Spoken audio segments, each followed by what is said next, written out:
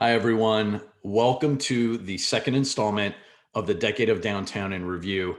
I'm your host, Dax Moreno, and today we have a really wonderful session with a local legend in the entrepreneur and startup community, Luis from Parlevel. I'm going to let him introduce himself in just a second, but I wanted to touch on a couple of very quick things before we dive right into our conversation, which is to recap the Decade of Downtown in Review is really going back and looking at some of the most pivotal moments over the last decade with a little bit of retrospection and some insight that we didn't have when it was actually happening, specifically from the startup and tech ecosystem and community.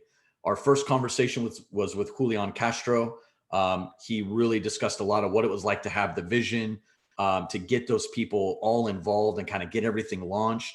And now with our second session here, what we're going to be doing is we're going to be talking to the builder, Luis from Parlevel. And Parlevel has a very special story rooted in the history of the Decade of Downtown. And it was some really pivotal moments that they were a part of that I wanted to share with everybody. Not everyone has been able to, I think, get necessarily some of the untold, undocumented histories of Geekdom and some of the startups and some of the things that were kind of coming out of there during those early years after it was established. But Luis was there, Luis lived it. And Luis, I'm so thankful to have you here and sharing this time with us. If you don't mind, would you just kind of introduce yourself to the audience and tell them a little bit about yourself? Yeah, absolutely. Thank you for having me. I'm Luis. Many people know me by my nickname in Geekdom, Pilo. Um, and yes, I was one of those first individuals that joined Geekdom when it was a little bit more than an idea. Cool chairs, a lot of reds and whites everywhere. Um, and Geekdom was at the Western Center, and Nick Longo was running Geekdom back then with a very memorable rule, which was don't ask for permission, ask for forgiveness. That's what he used to tell us. So you can imagine the beauty of of that period of time where it was all about building, all about how can I help you achieve what you're trying to achieve, and all this positive energy. And so, yeah, I think it was in 2012 or 2013 when that began. Um, and I was one of those lucky ones that was able to find a co-founder there and start a venture that now it has become a company. Um, but I I graduated from the University of Texas at San Antonio, so I'm a local, and I've been in San Antonio for 14, 15 years now. This is my home, and so yeah, I'm a living witness that what is happening downtown in Geekdom and at Geekdom is real. I love it. And I know that you've actually progressed through some other areas of downtown and Southtown and a few other things, but we'll talk a little bit about that later. What I'd be interested to know was Parlevel. So kind of getting into geekdom and after UTSA, did you work anywhere prior to joining Geekdom and starting to work on that kind of startup entrepreneurial lifestyle, or was it just right off the bat you already knew you wanted to kind of jump into that world? So not necessarily, and I think that this is something that a lot of entrepreneurs that are uh, possibly right now going through this path or trying to get into building something, they are going through this. I I was working. I had my regular job right after I finished school. Um, I was doing some sort of was trading commodities. So I had my work from 8, 9 a.m. to 5, 6 p.m. And my co-founders and people that started with me, they were going through the same thing. But right after work, we will not get distracted by anything, and we will go directly to Geekdom to meet and start working. And we will finish sometimes at 1, 2 a.m., go back home, sleep a little bit, and then go back to our daily jobs. And that actually went on for 5, 6 months until we got enough traction to eventually a few of my co-founders or me, we started leaving our jobs and we started focusing full time in Parlevel. But it was not an easy transition or a automatic or as simple as a transition that many stories make you believe that it is. It's actually, it takes some work and some commitment. That seems to be a theme, the thought of overnight success, but it's not. It's always all of this incremental work that happens behind the scenes that's not documented via social media now, or doesn't make it to your story feed on Instagram. But it's all the work and the grind and the hustle that kind of goes into it. And I'm curious. So you were working, trading commodities, doing the day job, and then going to Geekdom. Now, how long had Geekdom been around when you were kind of doing that? Had it been just established, maybe a year or two, or was it a couple months old? Where was that on it? I'm not very good with dates, but I think that it was just a few months after they opened. I actually think that we lived the first anniversary party being already a team. So that means that it was probably a few months after Oh, wow. they established Geekdom. And yeah, it was very early on. There were already some offices taken by different small startups, but most of the floor was available for everyone. So it was very early, but it was such a perfect timing. Right now, it's always a good time to start something, but for us, that experience was very special. Yeah, it begs the question. I think prior to Geekdom, entrepreneurs, I don't think really had a meeting place. There were a few little small pockets, but it was mostly Starbucks or kitchen tables. Would that have been the avenue that you and your partners and founders would have taken, is just kind of meeting at each other's houses, or finding a spot at a Starbucks and laying claim to the table, that kind of thing? That's an interesting question. You know, avoiding speculating on something that I don't know if it was possible. The best way that I can answer that question is that if Geekdom didn't exist, we probably wouldn't be able to. We wouldn't have been able to build what we have built so far. I think that it was just the perfect place for us to meet, to have a place that will, put you in the right mindset, that will incentivize you to make mistakes, make you feel that it was okay to fail, but at the same time gave you that hunger to actually like more the winning part than the failing part. And I don't think that we could have been where we are without Geekdom. I think that it was just very pivotal for us. That makes a lot of sense. Mm-hmm. And there's been similar sentiment, I think, shared. But that is still a powerful statement, even though it might be slightly speculative. But Mm-hmm. it goes without saying, the decade of downtown, Julian, we talked about in that first session, and you and I had discussed in a prior call, just kind of the call to arms. There was finally a location for entrepreneurs and tech oriented people to kind of gather and mingle and meet, and all those little happy collisions happen. So it's really powerful to hear you say you might not have been able to do what you did without that kind of common place to congregate and work together and work until 1 a.m., 2 a.m., and nobody kick you Exactly. out. Right? Yeah.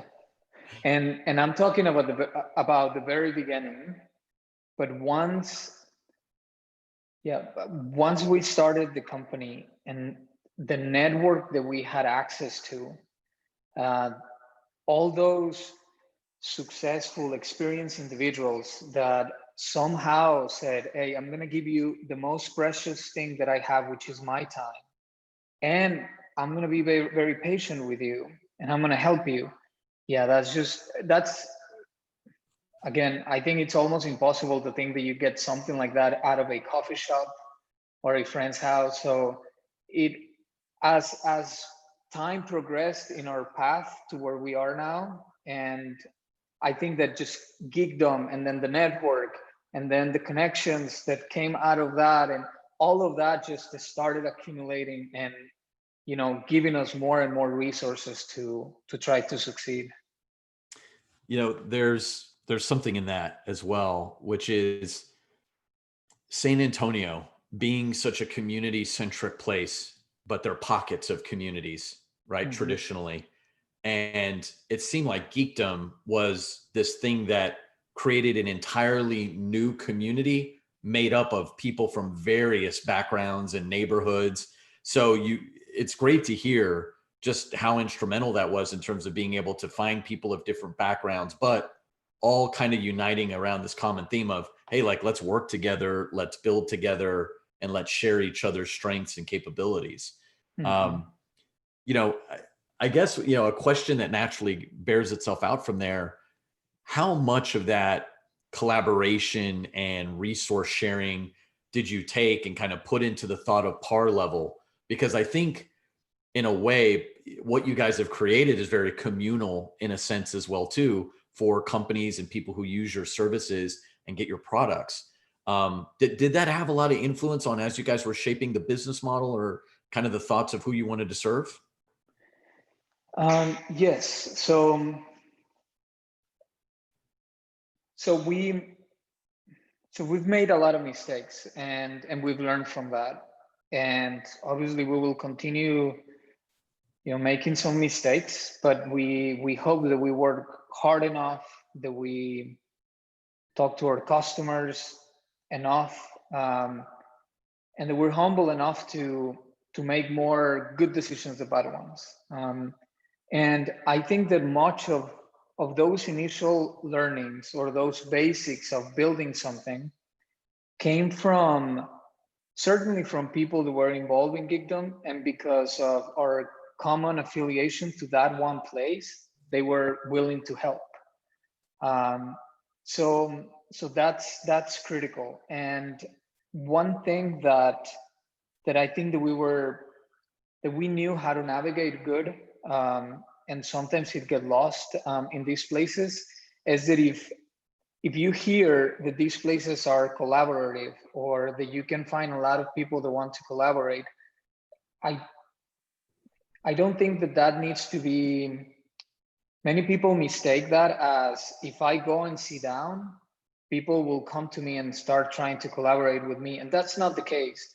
They are willing to help, but you need to take the initiative, right? So I think that I was part of a team that was always with this sense of urgency, with this energy to accomplish, with this drive of trying to build something that there was no door that was left on knocked, if that's a word. Like, we were Yeah. just asking for help.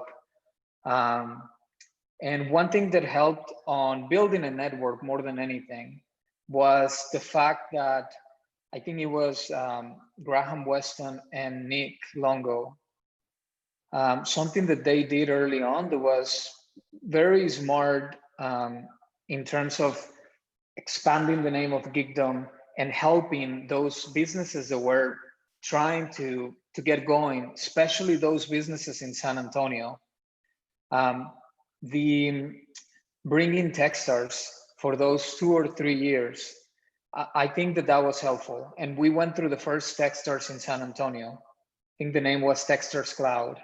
Yeah. And yeah, the network, the amount of mentors or advisors that you meet there, it was very helpful. So yeah, no, Geekdom has been very important. Well, and what's great is it's continued, right? Like it wasn't just a kind of flash in the pan moment.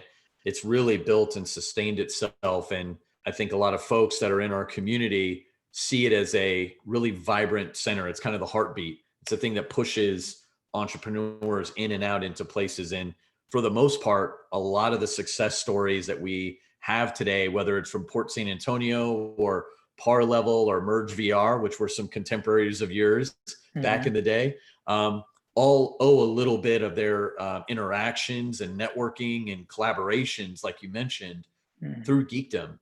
And I love that you brought up Techstars, because I think a lot of people new to the startup ecosystem on the second half, right, the 2015 to today of the decade of downtown, weren't really aware. But what was it like going through that first session? So you got to come in when Geekdom was built and established. All these new people were coming in. Oh, and by the way, Graham was able to kind of figure out a way with some other community leaders. Let's bring in one of the leading accelerators in the world to help teach our entrepreneurs how to get a little bit better and how to really build their business. What was it like getting your team to go through the Techstars experience as you were building this out and kind of learning all these things on the fly? So again, just timing was great for us, and I think that's when you put timing, when you connect timing to that experience, that's where to us it was extremely valuable, and it was valuable in the sense that I was building a business for the first time, and it was the same for all the people that were involved with Parlevel. We were building a business that was using technology. We've never had an experience building a SaaS business. All our exposure to businesses was more traditional. And so going through Techstars, to us, the value was on giving us that initial structure that you need as a startup, that otherwise is hard for you to understand clearly when you are a rookie on building startups. And so they help us understand what metrics meant. They help us understand how to set up a business that had a chance to try to go and achieve product market fit, among other things that are very essential when you're starting. That added to the second most valuable piece for us out of that program, which was, again, meeting with 3 to 5 mentors every day for 30 minutes or an hour. I don't remember the actual schedule.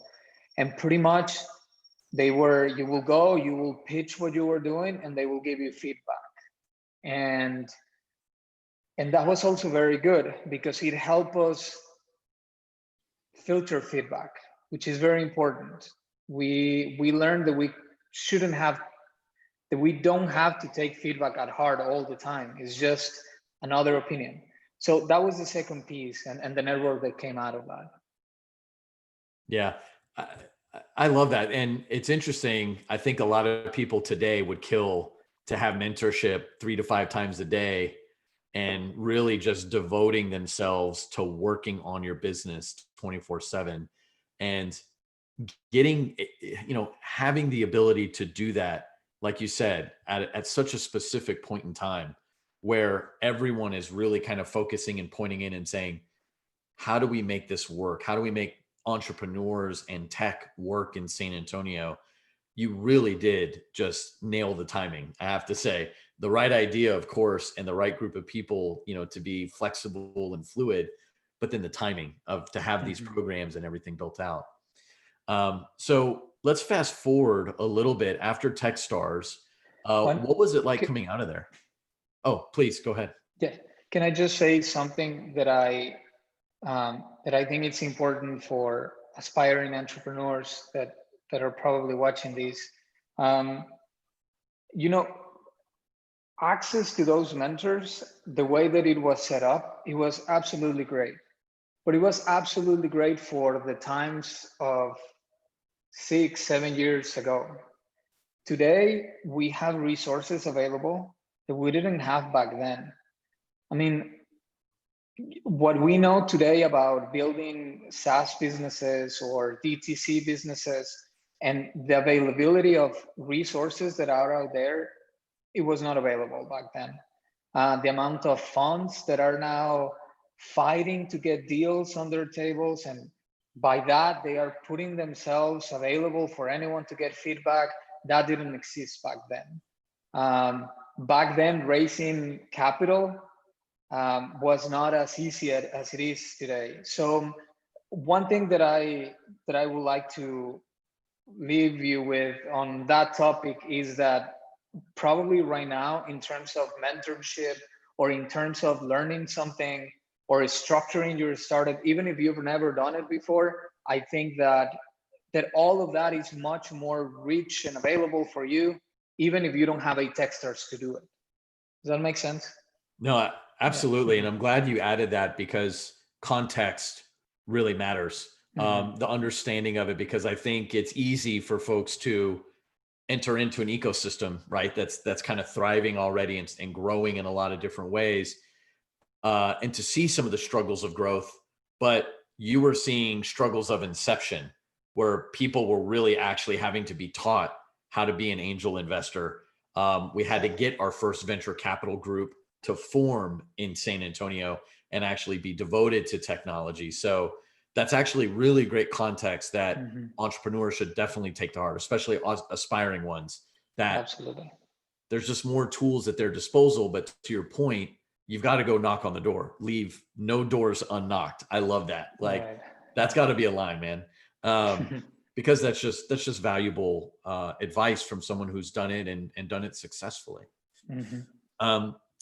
You know, in that same thought of the differences between now to then, is there anything else that kind of stands out over the last few years that has really changed to a remarkable or really significant level? You know, you mentioned investing and the accessibility to that. What else has really shifted from when you were exiting Techstars to what you're viewing kind of the landscape today in 2020? Okay. In terms of the landscape, in terms of the market, not in Yeah. terms of Parlevel. Yeah. Well, in terms of both, actually, I'd love to hear Parlevel, and then also as an entrepreneur, how has that landscape changed as you've kind of seen the growth and maturity in San Antonio take place? Right. Okay. So in terms of the landscape, if we focus on the overall entrepreneurship tech environment, a lot has changed. It's incredible how 5-6 years can completely change markets, can completely change approaches to things. So there's been a lot of change. With that change, there's been positive things and negative things. Some of the positive things that I can mention is that a lot of things that were more of a myth or information that was just very that was kept between groups or experiences, now it's widely available. So I truly believe that you know, back then those ideas of grow at all cost, go and spend $30 on acquiring a customer when you can truly make only $1 a year, which will take you forever to actually make that customer profitable. All those things, I think that there's been some sense put behind that. And although they continue to happen, now there's less waste on those type of tactics that are not sustainable. So that's just one example.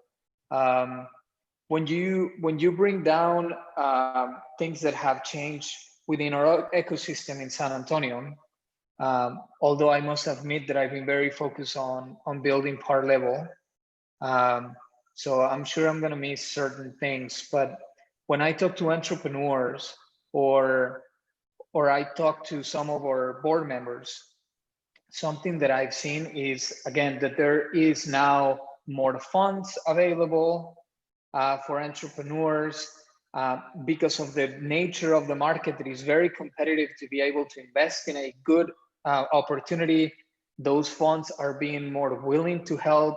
So there's more resources for the entrepreneur to get help with.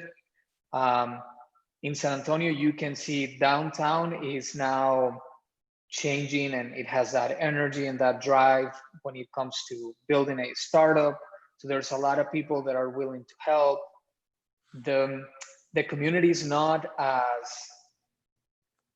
it's not super big right now that you can navigate in a fairly easy way to get to a person that you otherwise will never get to in a bigger, more developed market like San Francisco or New York.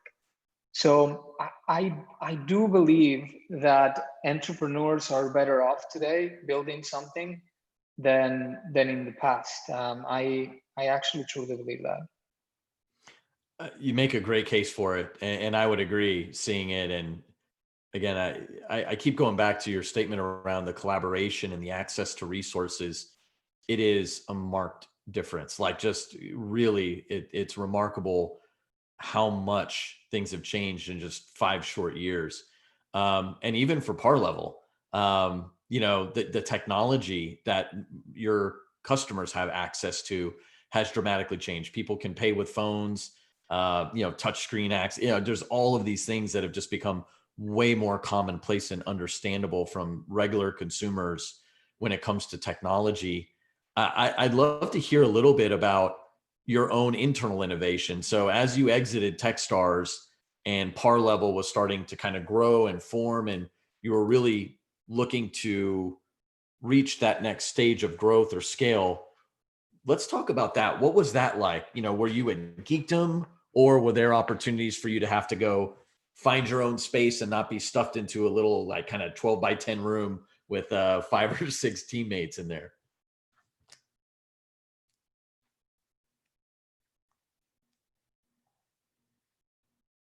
Oh, I think we went on mute there, Luis.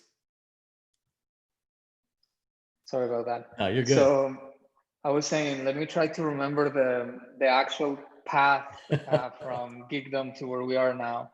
So I think that, so we graduated from Techstars and we kept building. We didn't have a product ready to be out there in the market, bringing customers on board like any other mature business. So we were working with very few customers and we were building the product. We stay in Geekdom until Geekdom move out to the RAM building. And we stay a few more months there. And then we moved to the RAM building. At the RAM building, we rented a space. We outgrew that space and we move out to the all Geekdom space that was already, nobody rented, thanks God. So we were at the Weston, and then eventually we outgrew the place and we went to our current office, which is near Blue Star in, how do you call it? Downtown? Yeah. Southtown, yeah. So that was a progression on how we expanded. But on the business side, we left Techstars and we had a lot to learn. Not only as building the business, but also team-wise, we were getting to know each other. It was almost like my team knew each other for 6 months or so, and then we decided to start the company, and there was just a lot of learnings. So we had to go through all of that, which most businesses will go through. And then we just kept reaching out to those contacts that we made out of Geekdom and Techstars, just making sure that we were doing the right things. Or whenever we made a mistake, we will go back and say, hey, we just made a mistake. We lost this customer, or we end up wasting resources on this development that didn't work out. So we kept doing a lot of that, which I think is very valuable. And then throughout time, we started realizing, with more exposure to the market, selling more to our customers and everything that brings a business that is growing to you, I think that we started to become more mature, and we started to understand many things that we didn't have the context to understand when we were starting. And as of late, I can tell you that we have certain principles that I think that are very clear for the stage of the company where we are. And some of those principles, we at one point we realized that we needed to build a business that had a good platform of business principles, or it was not going to be sustainable. Some of those business principles that I can give you are, realizing that you have two main activities in your company, product and sales, and everything around it needs to support those two activities. When you're a tech company, many times you just focus on the product, very little on sales. I've seen companies that actually they reject sales and they try to do everything possible so that they don't have to have a sales team. But that's just, in our opinion, not sustainable. Or other business principles such as staying close to the customer, knowing how to hire well, how to delegate well, keep a good energy and pace and good standards, quality standards. So all of those things have started to be more natural to us, and that's more of the stage that we are now. We're demythifying, I think that's the word. We're taking the myth out of what business truly is, and you realize that there's this commonality in business, regardless of what company you're working for or you're working with, that is very common, and those principles don't change much.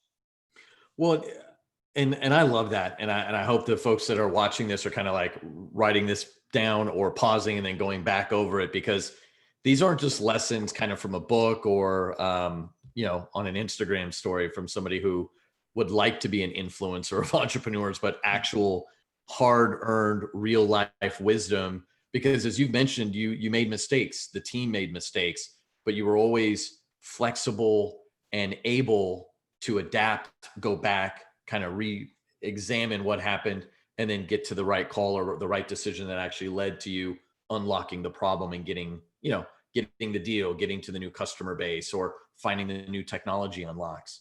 One of those key things I'm really interested to hear about, because I got to spend some time at Parlevel and in the office there with a few different people last year. And what struck me was the commitment, the passion, but also the shared sense of purpose with everybody there culturally. Everybody knew they were working at a really cool place. Obviously, it looked cool. You've got like this really cool riser loft that's built into the building. It looks like a giant treehouse. It's awesome. But everyone I just interacted with was just really excited and happy to be doing that work, but also recognizing that they get to do real teamwork. How much of that in developing the culture stemmed from your interactions as founders, or was that learned through exposure to some of those mentors or conversations with people that were in your network that you collected over the years? I think it was both. So there was some of those mentors I'm lucky enough that some of those mentors don't hold back, and they tell me, dude, what are you doing? Like, you shouldn't do that. I like, that's not the way. Or some others are much more tactical, and they try to make me understand what they think that is the best thing to do. And so that's been extremely helpful. Just having access to those people, it completely leapfrogs many mistakes. Team-wise, there was a lot of learning lessons too. So if I can talk on my personal side, for example, when I started, and I am going to assume that a lot of entrepreneurs will make this mistake. When I started working with my team building this, I got the title of CEO. And I thought that was that meant an idea of a CEO that you see on the most famous characters out there, Steve Jobs, presidents, you name it. I mean, all those big figures, which in practice, it's not, I think that is not the best thing to do, to follow those already paths that are set by someone. Why? Because those individuals were able to be successful with a set of circumstances that you might not have. So you need to create your own way of managing a team or growing a team. So at one point, after thinking that I was there to be more of a commander rather than a coach, or that I was there to be more of the star of the team rather than the coach, when I started realizing that, I realized that the only way to make something sustainable for us was to pretty much open the information to everyone and try to be fair with everyone and try to have clear communication and expectations and try to tell everyone why we were doing certain things, even when it was just more to work or tiresome to have to explain someone that is probably at a way lower level of responsibility that you are. Like, even when those cases or those circumstances were present, we still explained. And I think that that has created a company that knows that their voices are heard, that we don't do things with bad intentions, that we try our best. Sometimes we don't do our best, but most of the time we have the best intentions, and that we want to win. We are hunger for growth, that we want to innovate. Like, everything that we are, I think that they are clear on that. And those individuals that connect to that persona of a company, those are the ones that you see engaged and they want to stay, and they pick up the phone even though they're not from support, and they say, "Mr. Customer, what can I do?" Wow. I think that's the culture that is part of who we are. I bet a lot of people just raised an eyebrow when you referenced a non-customer facing technical person picking up a phone and saying, "Mr. Customer, like, how can I help?" I think a lot of people would want that kind of engagement from their technical teams. And like I said, it just speaks to what you've imbued them with, right? Like giving them the tools and the understanding and vision of what you're building there and why they're building it. And there was one other thing that struck me in chatting with some of those folks and also in our conversation before. We're calling this session the builder, and it's not just because you built helped build Parlevel and the team and the structure and all the success, but I also think it's from a builder mindset, looking at something from different perspectives and trying to find the right way to achieve a goal or a mission or a product vision or any of those things.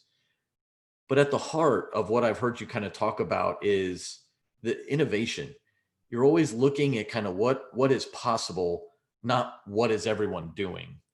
And how has innovation, or maybe can you share a little bit of what drives you to think like that and to approach issues in that way? Because I think it's something that not necessarily every entrepreneur has, but it's something that I think they'd like to develop, or they enjoy hearing how innovative people start to think like that and how they kind of perceive things. Mm-hmm. Yeah, absolutely. So in my experience, actually innovation gets to be more difficult once you have a company that is growing, that now it has responsibilities of having a lot of employees, a lot of customers.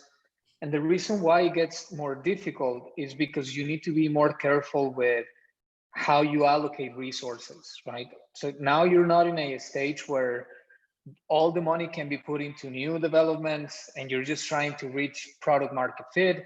Now you are in a stage where you have your business lines that are generating the revenue that you need. And those business lines are bringing in customers that require other things. So part of your development efforts need to go there, or you want to close these big customers and they require more enterprise software features that you need to develop for them. And so all of a sudden you find yourself with resources that need to be managed very well. And so you, as a company at that stage, you start thinking, well, how can I keep innovating and not lose track of what is generating revenue for us? And so you become way more strategic about where to go in and where not to. And sometimes that can be risky, because in your analysis, you might not take the chance or certain things that you should have taken a chance on. And then you find yourself seeing a competitor that is launching something and is getting traction, and now you're working on a catch-up game, which is completely valid as long as you're really moving quickly and trying to say, hey, I need to have that available in my product mix. But you're not the first one anymore. Yeah. And so innovation needs to be present throughout time. Your company is going to find itself fighting for resources, and sometimes you're going to lead with a product, sometimes you're going to follow because you didn't take the chance that other take. And so that's how innovation has been. It's been happening. Obviously, we are so close to our customers that we're trying to always identify where they're having problems, or what are those things that they don't know that they can do better if we build something. When we work with our development team, and this is what some things that I love about our development team, they at one point they said, hey, don't bring me the request that the customer is telling you, bring me the problem that they're having, and let me see if I can create a better way for them to fix that problem and to scale it. And that's just one indication of how I think that it needs to happen. Yeah, well, and you've passed on ownership, which I think is something a lot of entrepreneurs struggle with, to be honest. Is how do you pass on the passion and the ownership of a business or solving a problem, rather than just checking a box or completing a task or doing the required minimum to say, hey, the product was launched and created to spec. It wasn't built to solve the problem or thought about and cared for in that way. So, and I think you can see it, I think, in your services and some of the things that you guys have released. It's just been cool. You know, we get to see it at Geekdom. If there are Geekdom community members out there, you get to see Parlevel's systems there and kind of what they do and how it works. And I just love seeing ideas and passions like that brought to life. Luis, if it's okay, I'd love to go to some of our attendees and see if we have any questions on our Q&A that we can visit with. I think we have a few folks on, and we can ask them if they had any questions that maybe we could discuss here.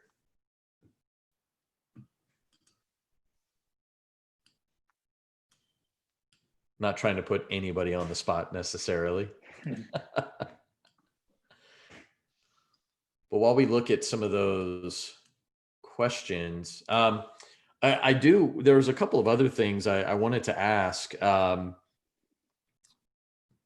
What's the next, I guess, in a way, what's the next horizon for Parlevel? You know, what are you thinking about, and how has the pandemic really shifted the impact to your business? Has it been something substantial that you've seen, or has this opened up new opportunities for you to be able to kind of grow and move your way into, given that innovation and adaptability we spoke of?